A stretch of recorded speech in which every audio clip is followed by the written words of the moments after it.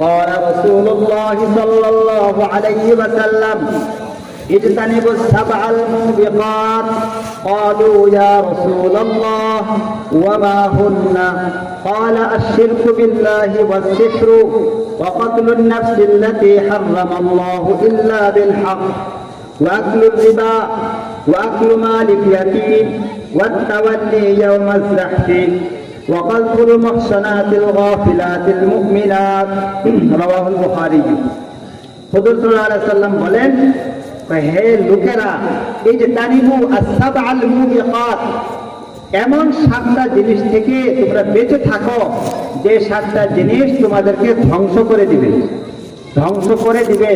ধ্বংসকারী 7টা জিনিস থেকে তোমরা বেঁচে থাকো।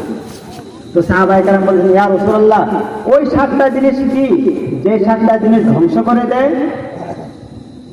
এই 7টা জিনিস কি? একটা বলতেছে, ক্বালা আশরিকু বিল্লাহ, আল্লাহর সাথে শিরক করা। আল্লাহ এক, আল্লাহ বান্দাকে রিজিক দেওয়ার ক্ষেত্রে আল্লাহ এক, তার কোনো শরীক নেই।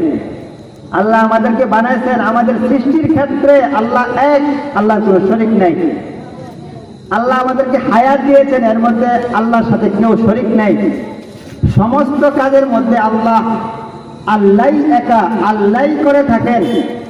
এই কাজ করতে কোনো বান্দার মুখাপেক্ষী না, অমুখাপেক্ষী। আল্লাহ একাই সব কিছু করতে পারে, আল্লাহ কোনো শরীক নেই।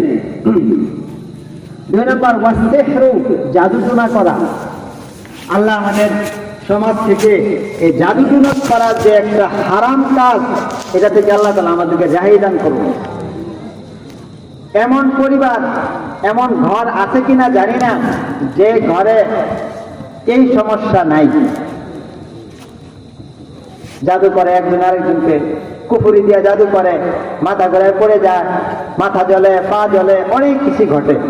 সাহাবায়ে কেরামের জমানায় এরকম হতো। আল্লাহ রাসূল সাল্লাল্লাহু আলাইহি সাল্লামকে জাদু করা হয়েছে।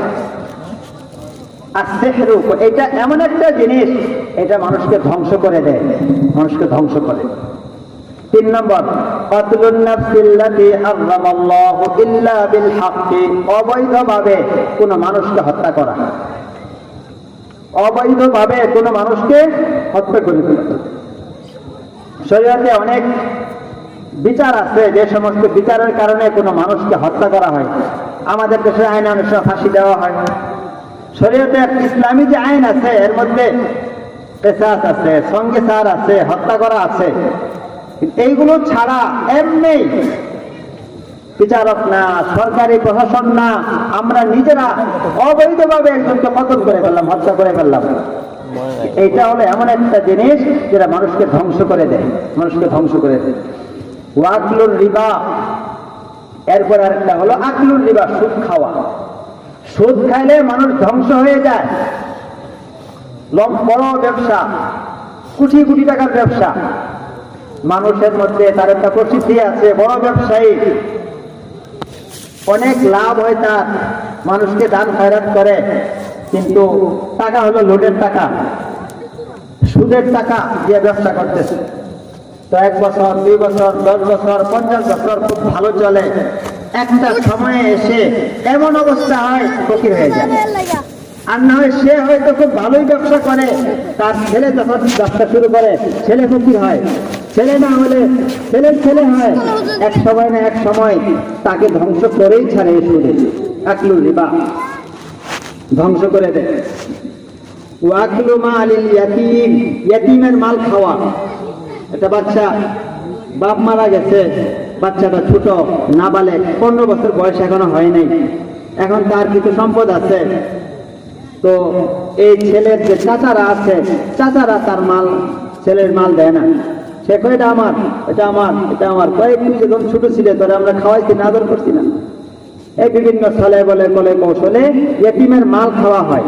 তো যার পেটে এতিমের মাল ঢুকলো সে ধ্বংস হলো, সে ধ্বংস। দুনিয়াতে ধ্বংস হবে, আখিরাতে ধ্বংস হবে।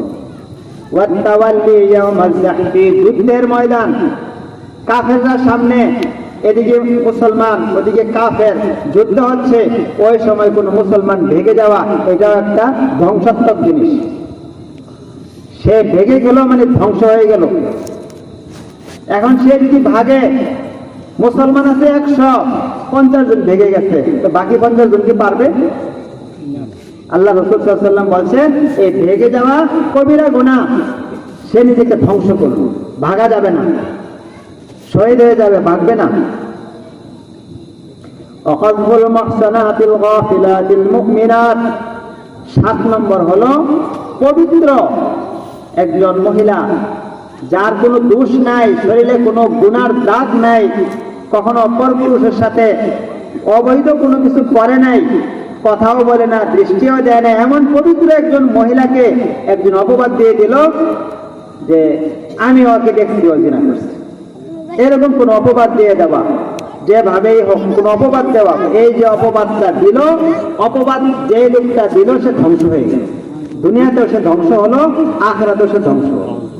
আল্লাহ রাসূল সাল্লাল্লাহু আলাইহি ওয়াসাল্লাম লোকদেরকে বলছেন এই 7টা জিনিস থেকে বাঁচো, কেন এই 7টা জিনিস তোমাকে ধ্বংস করে দিবে, তুমি দুনিয়াতেও ধ্বংস হবা, আখিরাতেও ধ্বংস হবা। এর পরিণাম অনেক ভয়ানক, অনেক খারাপ। এর মধ্যে একটা হলো আকলুর রিবা, সুদ খাওয়া। সুদ খাওয়া, সুদ তো আমরা বুঝেই থাকি, স্বাভাবিক। যেটা একজনের কাছে ঋণ আনতে গেলাম যে ভাই আমার 10,000 টাকা দরকার, আপনি আমাকে 10,000 টাকা দেন না। আচ্ছা ঠিক আছে, 10,000 টাকা নেও, কোন দিন দিবা? 6 মাস করে দিব। বা ঠিক আছে 6 মাস করে আবার 10,000 টাকা আমাকে ফেরত দিয়ে দিও। এই হলো ঋণ, এটা হলো সুন্নত। তার কাছে 10,000 টাকা আনলাম, পরে আবার 6 মাস পর তাকে 10,000 টাকা দিয়ে দিলাম। আরেকজনের কাছে গেছে ভাই আমার তো টাকা দরকার, আমাকে 10,000 টাকা দেন। ঠিক আছে নেও, সমস্যা কি, তো দেন। কয়দিন পরে দিবা? তো 10,000 টাকা 6 মাস করে দিব। আচ্ছা তাহলে একটা কাজ করতে হবে, 10,000 টাকা 1 মাসে 100 টাকা বাড়বে, 2 মাসে 200 টাকা বাড়বে, 3 মাসে 300, 10 মাসে 1,000 টাকা বাড়বে। তাহলে প্রতি মাস যত দেরি হবে প্রতি মাসে 1,000 টাকা বেশি হবে। তাহলে তোমাকে আমি 10,000 টাকা দিচ্ছি, তুমি যখন আমাকে ফেরত দিবা আমি 10,000 টাকা তোমার কাছ থেকে নিব না, তখন আমি হিসাব করবো প্রতি মাসে 100 করে বাড়ায় নিব। সে কথার কথা 10,000 টাকার মধ্যে সে নিচ্ছে 11,000 টাকা। তো 10,000 টাকার বদলায় 10,000 টাকা আসে, অতিরিক্ত 1,000 টাকা যে দিচ্ছে এটা কিসের বদলায় আসলো? এইটাই সুদ। তাহলে এই 10,000-এর মধ্যে 10,000 হালাল, ওই অতিরিক্ত নেওয়া হলো যে 1,000 সেটা হারাম, সেটা হলো সুদ। এটা সে নিয়েছে, তার উপর জুলুম করেছে, যতদিন পর্যন্ত তাকে না দিবে ততদিন পর্যন্ত তার উপর আল্লাহ রাসূলের লানত এবং তার দোয়া কবুল হবে না, তার ইবাদত বন্দেগী কবুল হবে না, কিছুই কবুল হবে না, জাহান্নামে যাবে। যখন এই টাকা ফেরত দিয়ে দিবে যে ভাই আমি না বুঝে সুদ খেয়েছিলাম, এই 1,000 টাকা আবার নিয়ে নাও, তাহলে আবার সব বেঁচে যাবে। একটা হাদিস